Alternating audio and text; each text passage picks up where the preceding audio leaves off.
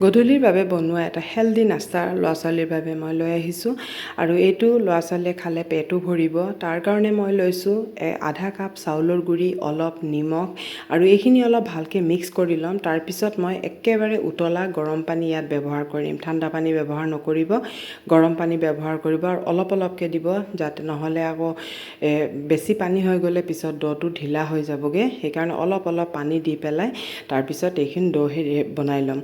আৰু এতিয়া ল'ৰা ছোৱালীয়ে গধূলি চাওমিন, মেগী বা ফ্ৰাইড বস্তুবোৰ খোৱাতকৈ এইবোৰ বনাই দিলে ল'ৰা ছোৱালীয়ে খুব ভালো পাব আৰু স্বাস্থ্যও ভাল থাকিব আৰু ল'ৰা ছোৱালীৰ পেটো ভৰিব বহুত দেৰিলৈকে। এইখিনি মই ভালকৈ চক মঠি ল'লোঁ, মানে ইমান টানো নহয়, ইমান কোমলো নহয়, একেবাৰে এটা পাৰফেক্ট ডো।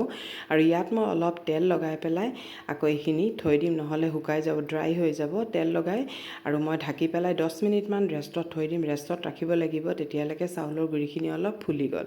আৰু এতিয়া আমাৰ 10 মিনিট হৈ গ'ল। এতিয়া মই আকৌ অলপ ভালকৈ মঠি লৈছোঁ, যাতে আৰু অলপ মানে হেৰি হৈ যায়, মানে প্লেইন হৈ যায় আৰু ডোটো ছফ্টো হৈ যায়। আৰু এতিয়া মই কি কৰিম, একেবাৰে অলপ অলপকৈ লৈ এটা শ্বেপ দি ল'ম। আপোনালোকে যিকোনো শ্বেপ এটা দিব পাৰে। মই এনেকুৱা এটা শ্বেপ দিছোঁ, ল'ৰা ছোৱালীয়ে দেখিবলৈ ভাল পায় আৰু খাবলৈও ভাল লাগে। অলপ পাতল পাতলকৈ এই ধৰণে মই গোটেইখিনি মই বনাই ল'লোঁ। চাওক, এই ধৰণে গোটেইখিনি মই বনাই লৈছোঁ। আৰু এতিয়া মই ইয়াতে গেছত মই পানী পাতিছোঁ, পাতি পেলাই অলপ মই ইয়াত ৰিফাইন অইল দি দিছোঁ, কাৰণ নিমখ আগত দিয়া আছিলে সেইকাৰণে ব্যৱহাৰ কৰা নাই মই। আৰু এতিয়া মই পানীখিনি যেতিয়া পূৰা উতল আহি গ'ল, সেই সময়তে বনাই থোৱা এই হেৰিখিনি মই দি দিছোঁ। আৰু এতিয়া চাওক পূৰা উতলি আছে। এই ধৰণে পূৰা উতলি অলপ পিছতহে মই অলপ অলপ লৰাই দিছোঁ, লগে লগে আকৌ লৰাই নিদিব।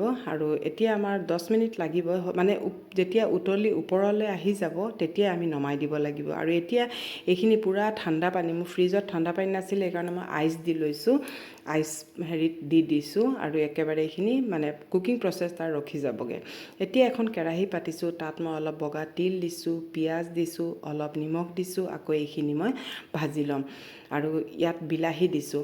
এইটো দুটা হেৰিটো খাব পাৰে। যদি আপোনালোকে ল'ৰা ছোৱালীক কোনো মছলা নিদিয়াকৈ খুৱাব বিচাৰে, তেতিয়াহ'লে অকল পিঁয়াজ আৰু অলপ বেছিকৈ পিঁয়াজ দি হালধি দি পেলাই বনাই খুৱাব পাৰে। মই কিন্তু অলপ আজি মছলা ব্যৱহাৰ কৰিছোঁ। ইয়াত জিৰা, ধনিয়া, জলকীয়াৰ পেষ্ট, হালধি আৰু কেঁচা জলকীয়া দি পেলাই গোটেইখিনি অলপ ঢাকি দিছোঁ, যাতে গোটেইখিনি অলপ ভালকৈ সিজি যায়। অলপ মই ইয়াত চয়া চচ ব্যৱহাৰ কৰিছোঁ, তাৰ দিলে মানে এটা ফ্লেভাৰ খুব এটা ভাল আহে, চাওমিন মেগীৰ নিচিনা এটা ফ্লেভাৰ আহে। সেইকাৰণে মই অলপ চয়া চচ ব্যৱহাৰ কৰিছোঁ। যদি ব্যৱহাৰ নকৰে কোনো কথা নাই, তেতিয়া এইটো বহুত টেষ্টি হয়। আৰু এই ৰেচিপিটো আটাৰেও বনাব পাৰি, বা চাউলৰ গুড়ি যদি নাথাকে একেই প্ৰচেছেৰে আটা দিও বনাব পাৰে। খালি যেতিয়া মানে আমি গৰম উতলা পানীত দিম, তেতিয়া মানে কি হ'ব, যেতিয়া ওপৰলৈ উঠি যাবগৈ সেই সময়তে নমাই দিব, মানে 10 মিনিট লাগি যায় আৰু এতিয়া এইখিনি দি পেলাই গেছৰ ফ্লেমটো অলপ বঢ়াই থৈছোঁ, যাতে এতিয়া মই গেছটো বন্ধ কৰি অলপ গেছৰ ফ্লেমটো বঢ়াই পেলাই তাৰপিছত বন্ধ কৰি দিম। 10 মিনিট ৰখাৰ পাছত এতিয়া চাওক মই ছাৰ্ভ কৰিছোঁ। কিমান টেম্পটিং হৈছে, কিমান ধুনীয়া হৈছে দেখিছেনে? ল'ৰা ছোৱালীয়ে দেখিলে এনেই সিহঁতৰ ভোক লাগি যাব, খাব, সিহঁতি ভাল পাব। আৰু খুবেই ধুনীয়া হয় ৰেচিপিটো। অলপ ওপৰত তিল দি লৈছোঁ এনেই গাৰ্নিচিঙৰ কাৰণে।